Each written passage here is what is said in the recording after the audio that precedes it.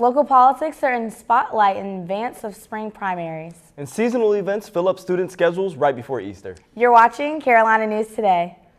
Carolina News Today is brought to you in part by the Wing Company of Pembroke, serving award-winning wings fresh, not frozen. Live entertainment weekly, 703 West 3rd Street in Pembroke. 10% discount for students and teachers every day. TheOriginalWingCo.com.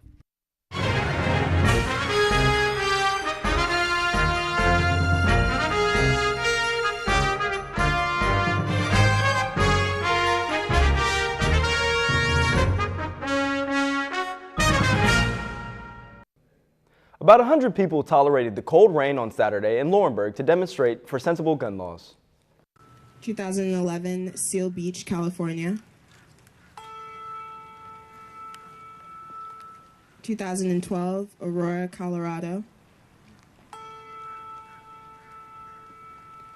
Students at St. Andrews University and local peace activists organized a vigil to commemorate victims of mass shootings, including school shootings, since Columbine High School back in 1999. Speakers included local youth and mental health professionals. State Representative Garland Pierce said he would take their concerns back to Raleigh. The League of Women Voters was there to get non-voters registered in time for the May primaries. Participants walked across the bridge at St. Andrews and further into the campus in solidarity with marches going on nationwide on Saturday. This week, UNCP students got a chance to interact with local, state, and federal candidates. The Office for Community and Civic Engagement and SGA hosted their third Politics and Popcorn in the UC. Students and candidates enjoyed popcorn while discussing their views and candidates' platforms. They hope to get students out to the polls. After mingling, candidates made formal remarks on the panel and answered questions. Event organizer Harrison Pegram explained what they hoped students would get out of it. Well, coming to Popcorn in Politics, we'll do quite a few things for students. One, you can get some delicious popcorn, meet some other students with very diverse mindsets and ideas, but also you can learn about what actual candidates do and what their job and obligations are as a representative, and hear more about why we should potentially elect them to represent us. The annual Spring Powwow at UNCP brought contestants from far and wide to the Jones Center for traditional competitions important to Native culture. CNT reporter Cole Yarborough tells us what it was all about. The Brave Nation Powwow was held at the main gym at UNCP this past weekend. To get in, you needed to either show a Braves card or pay $5 to $10 depending on if you were an adult or a child if you weren't a UNCP student. The event is a social gathering for the Native American community that features many different aspects of the Native American culture. When you first walk in, there are vendors for people to look around and shop at, as well as a place to get food that is also relative to the culture. Lawrence Locklear, the program coordinator for Southeast Indian Studies here on campus, talked about the relevance of the event and what he believes the main purpose for having it is. So the purpose of the Brave Nation Powwow and Gathering is just to get together and celebrate Native American history and culture. It's an opportunity for Native dancers to come and show some of their culture, but also an opportunity for Native peoples to kind of socialize. A powwow is a social gathering. So for a lot of folks, that's the only time they get to run into some folks is at powwows, especially dancers from other tribes, because for a lot of times when they're powwows, dancers come from all across the country. And so for many, that's the only time they'll get to see each other. So it has social and cultural implications for people. Different competitions are held featuring drumming and dancing, and winners are rewarded with prize money and trophies. A panel of judges will watch as the drummers perform their song and the dancers perform their routine while the song is playing. Participants range from kids to adults, as everyone is encouraged and invited to enjoy the festivities. While powwows are generally held all over the country, Lawrence says that having it here at UNCP gives it just a little bit more significance. But when you speak about UNCP's history, most folks know it was founded, for Native American peoples. And so since its founding, it's had a historical mission of service to American Indian people. And so by having this powwow on campus, it sort of maintains that connection with the university's historical mission. And also with the school being situated in the heart of the Lumbee tribe, it's sort of a no-brainer that we have a powwow here on campus. And while the culture and history are a lot of what makes up a powwow, it turns out that these events are just as much about family as they are about history. When you look at American Indian culture and worldviews, kinship is at the heart of everything we do. It's always about family. And so it's always about who you're related to. When you meet Lumbees or two Lumbees meet for the very first time, one of the first questions to ask each other is, who's your people? And that's meant to to build a relationship between the two, find out who's related to who. And usually they'll continue talking until they find someone that both of them know. For Carolina News Today, I'm Cole Yarber. A popular sorority has returned to campus after a couple of years on hiatus. The Ivies of Alpha Kappa Alpha Incorporated returned to the campus with 21 new members and held their new member presentation Sunday. The audience included a few charter members who originally brought the sorority to campus back in 1988. The Omicron Lambda chapter went inactive after they lost a lot of seniors to graduation in 2015, but they're hoping to come back strong and make their mark on campus life while pursuing worthy philanthropies. As the director of the Office for Diversity and Inclusion at UNCP, Dr. Robert Canada has been dedicated to serving his campus and community. He is now being recognized for his service at a higher level. He is this year's recipient of the Erskine Bowles Staff Service Award for the UNC system. My name is Robert Canada. I am the director for the Office for Diversity and Inclusion at the University of North Carolina at Pembroke. Service to me is putting the needs of others first. It can be seen as a favor, an act of kindness, but the way I look at it is anything I can do for someone else to make their lives better, then I've served them well. Everyone knows Robert on campus, and they look forward to working with him in various capacities. He has a passion for making everyone feel welcome on campus, from our students, faculty, staff, and our local community. I would think that a servant leader is really there more for other people than for himself. So he doesn't really think about, well, where's this going to put me? How's this going to impact my career? He just sees that there's a need, or his help is needed, and so he's ready and willing to step in. He always puts others before himself. Again, whether it's students, faculty, staff, administration, he's always ready, willing, and able to say yes, jump in, and do whatever he can to help. Dr. Canada has made this community a better place simply through his advocacy for diversity and inclusion. He is very, very caring, and know that he always wants the best for me. He is passionate about serving this university, the students, the faculty, the staff, the community in which the university setting is, and service is a tremendous part of his life.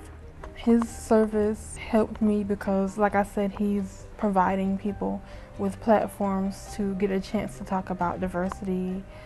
He's been involved with the town of Pembroke, serving on its Chamber of Commerce, and I think he's been involved with the Chamber of Commerce for the past 15 years in various levels, from the president all the way down to the treasurer. He's been on the board of directors. And being involved in those positions, he's been able to do a lot of good for our local community. He's been part of the Chamber of Commerce. He serves with the UNCP pageant. There's all sorts of projects that he's involved in, and I think, again, he's always looking for opportunities to help rather than to forward his position, to forward himself personally. He's always looking to level the playing field, bring awareness to social justice issues, to make this a really inclusive environment for everybody. I don't think of the work that I do as, I know it's impactful and meaningful, but only at a micro level. Had no idea that it was being noticed beyond student affairs. Robert, congratulations on winning the Erskine B. Bowles Staff Service Award. You deserve it. You've done wonderful work. You truly live to make things better than you found them. And we appreciate all you do. Thank you and congratulations.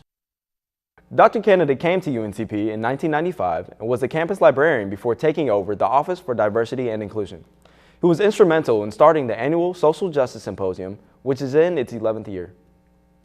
The Easter Bunny came early in Laurinburg this year when Scotland County's Parks and Recreation held its second annual Easter egg hunt. The Easter Extravaganza is a family-based recreational event here in Scotland County. There's a lot of different entities that are involved in this event being successful. Which it was. Babies and 12-year-olds alike had plenty of entertainment. Balloon animals and face painting grasped the attention of half of the kids, while the other half jetted over to the 3 gigantic bouncy houses nearby. It's tough to get a count because so many moving bodies going, but we thought we had around 350 people at the event, so I mean, that's a success. After the first round of fun, the Easter egg hunt began. The kids 5 years old and younger went hunting at the splash pad, 6 to 9-year-olds took on the soccer field, and kids 10 to 12 searched the Dragon Play Park. About 2,500 eggs were up for grabs. It takes a little longer to hide the eggs in the playground area because we want it to be a challenge for the older kids, you know, rather than the babies. I mean, we can just take them and spread them out all over the place. So, I mean, from start to finish, it took us about 30 minutes maybe, you know, to hide all the eggs. Finding them didn't even take half of that time. A few golden eggs were added as well and were swapped out for prizes after the hunt ended. 6 bikes, Easter egg baskets, water slides, and more prizes were given to the kids with golden eggs. The egg extravaganza was fun-filled fest for the children as well as the director. My favorite part is just seeing kids you know, have a good time and to be able to come out and smile and enjoy an activity and an event that we're putting on. I got on the bouncy houses like 3 times or more. I played at the playground.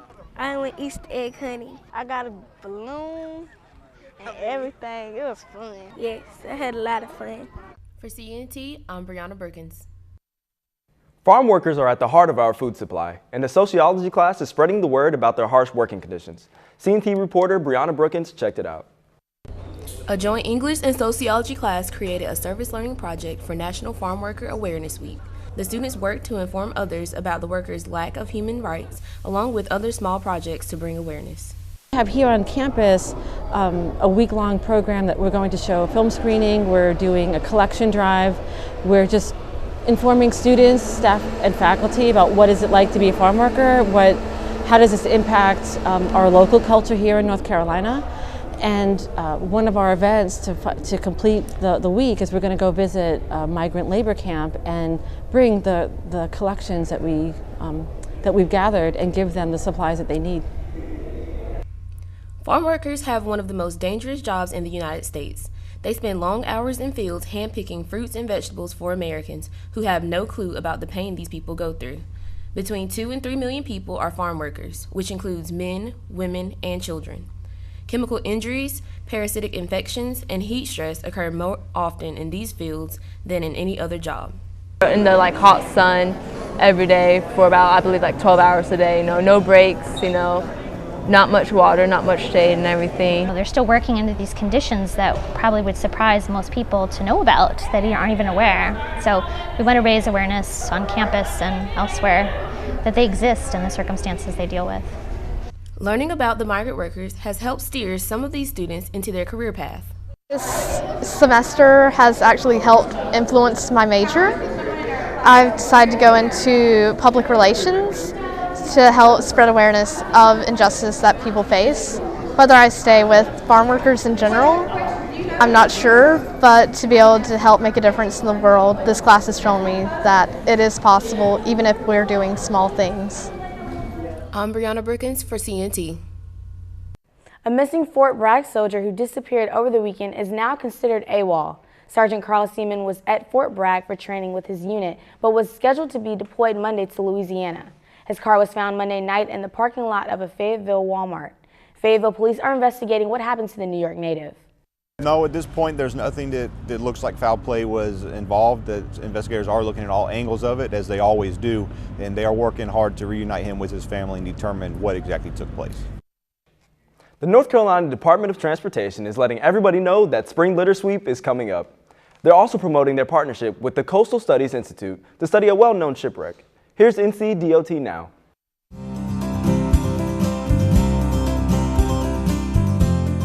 Welcome to this week's edition of NCDOT Now. I'm your host, Miracle King. North Carolina's Outer Banks are known for their long and rich history and even some notorious pirates. But you may not be familiar with the story of one vessel that sits beneath the waves off Rodanthes coast within the Pamlico Sound. Recently, the Department of Transportation partnered with the University of North Carolina Coastal Studies Institute to study what is known as the Pappy's Lane shipwreck. As the wreckage lies near the Bonner Bridge replacement, the department committed to researching the sunken vessel and tried to identify it. Dr. Nathan Richards and graduate students from East Carolina University mapped the site and researched the potential history of the wreck using maritime records and what is left of the ship's hull. Once you lose an archaeological site, it's gone forever. You can't really just put one back there like it. It's not something you can replant or renourish and have that resource return. And I think North Carolina does a good job with its stewardship responsibility for these types of cultural properties.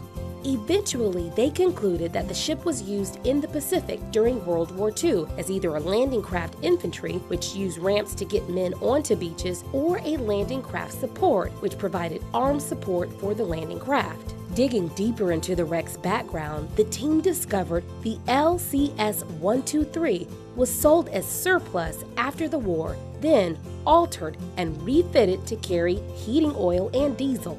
Based on information collected, the department's archaeology group and the State Historic Preservation Office determined that the shipwreck is eligible to be listed on the National Register of Historic Places. Moving back on land, the Spring Litter Sweep is coming up and will run April 14th to 28th. Volunteers from across the state will be donating their time to help keep North Carolina beautiful and safe. This is the perfect opportunity to get your local business, school, nonprofit, or community group signed up to participate, while helping keep our state a wonderful place to live and work. Visit the link on your screen to find out how to request cleanup supplies from your local NCDOT County Maintenance Office. In 2017, nearly 5,000 Adopt-A-Highway groups removed close to 1 million pounds of litter from almost 10,000 miles of roadways. Lastly, Bike to School Day is May 9th and registration is open to get your school or neighborhood group signed up. Visit walkbiketoschool.org and get involved. That's all for this week's edition of NCDOT Now. Make sure to stay connected with us on Facebook and Twitter at NCDOT. You can also follow us on Snapchat and Instagram at NCDOT.com. From all of us here at the North Carolina Department of Transportation, safe travels.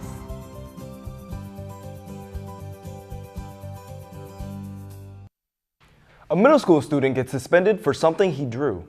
And a 19-year-old sends police on a wild chase. We'll be right back after these messages.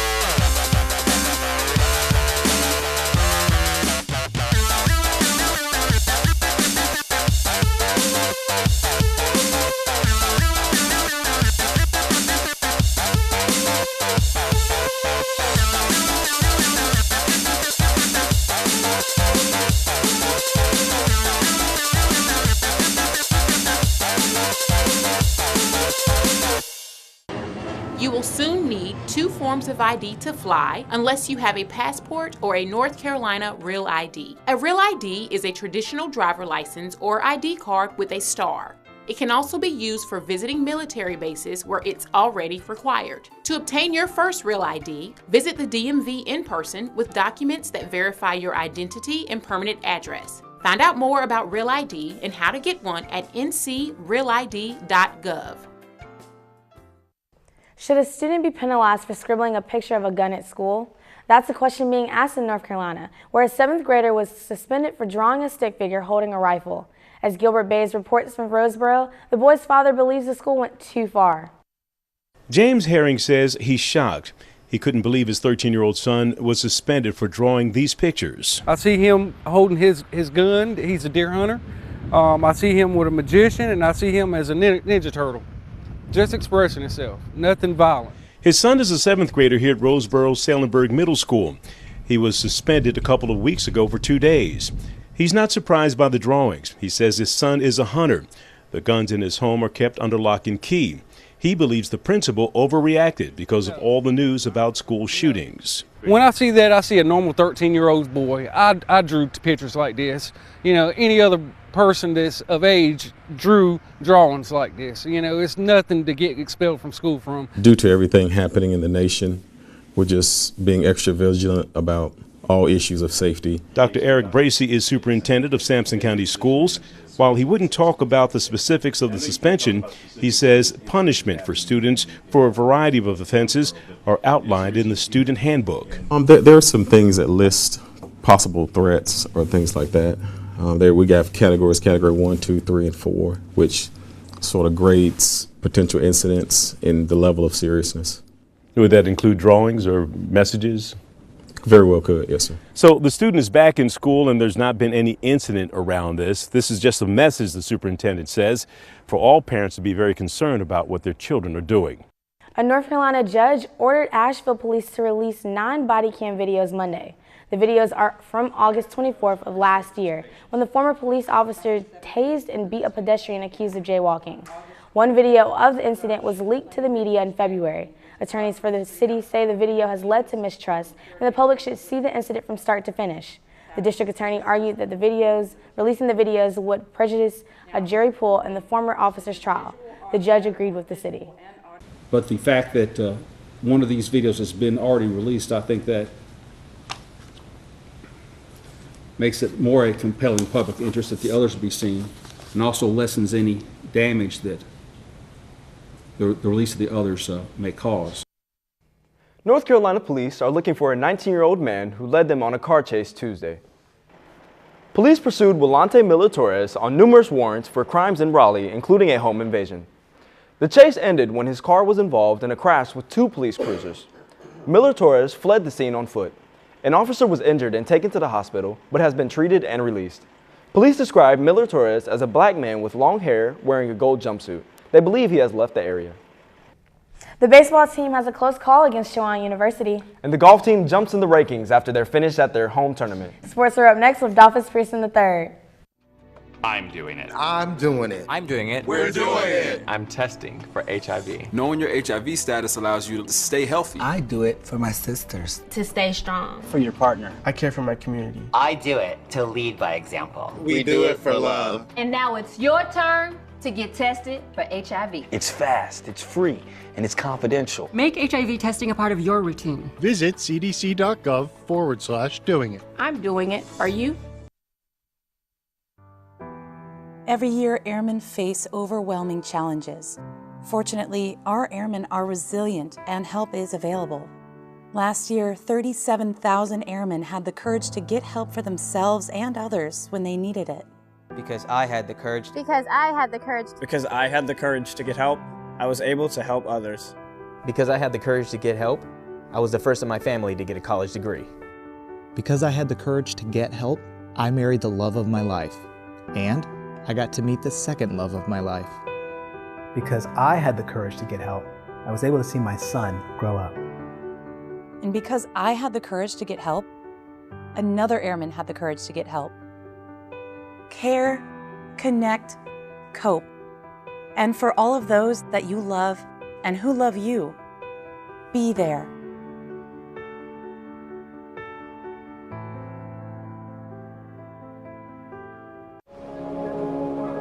Only 10% of us get enough daily exercise. And that number is dropping. Nearly 30% of us are overweight or obese. As a result, we now have a shorter life expectancy than our parents. But give us the right start in sports, and we'll never stop. Learn how at activeforlife.ca.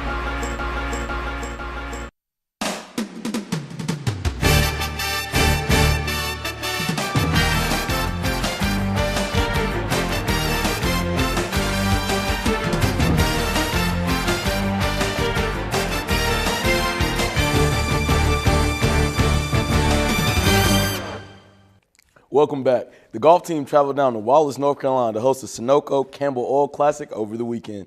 Senior Savannah Thompson fired a season low of 74 on the last day to send the team into second place.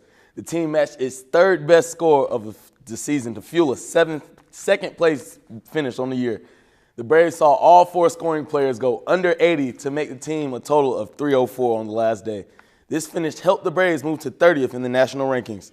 The team is back in action this weekend at the Mimosa Hills Intercollegiate, hosted by Division I Appalachian State. This will be the final regular season action for UNCP before the conference tournament. The baseball team had a doubleheader at home this weekend against Chowan. In the first game, the team won with the score of 15-6 with the help of a third-inning outburst. Trey Jacobs doubled twice and scored 3 times to highlight a perfect night at the plate for the Braves. In the second game, the team rallied back from an early 7-2 deficit in the third inning to win the game 8-7.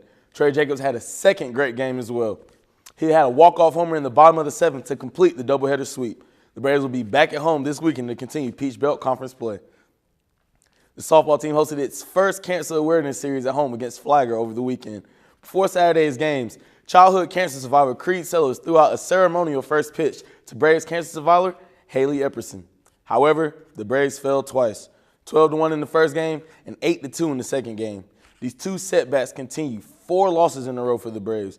Even though they lost, Epperson, Gerhardt, and Weatherington each logged a pair of hits in Game 2. Next week, the team is in Georgia to take on Young Harris to continue Peach Belt Conference play. The men's and women's track and fields team headed to the Trojan Challenge at Mount Olive over the weekend. Javon Graham had an NCAA provisional qualifying mark in the 110-meter hurdles, and Gianna Cube won event titles in both the 100-meter and the long jump to help the team finish in second place at the challenge. That's it for sports. The semester is winding down, but I'll be back next week with more action. Back to the studio. Thanks, DP. And thank you for watching. I'm Alexis Clinton. And I'm Bryant Reed. See you next week.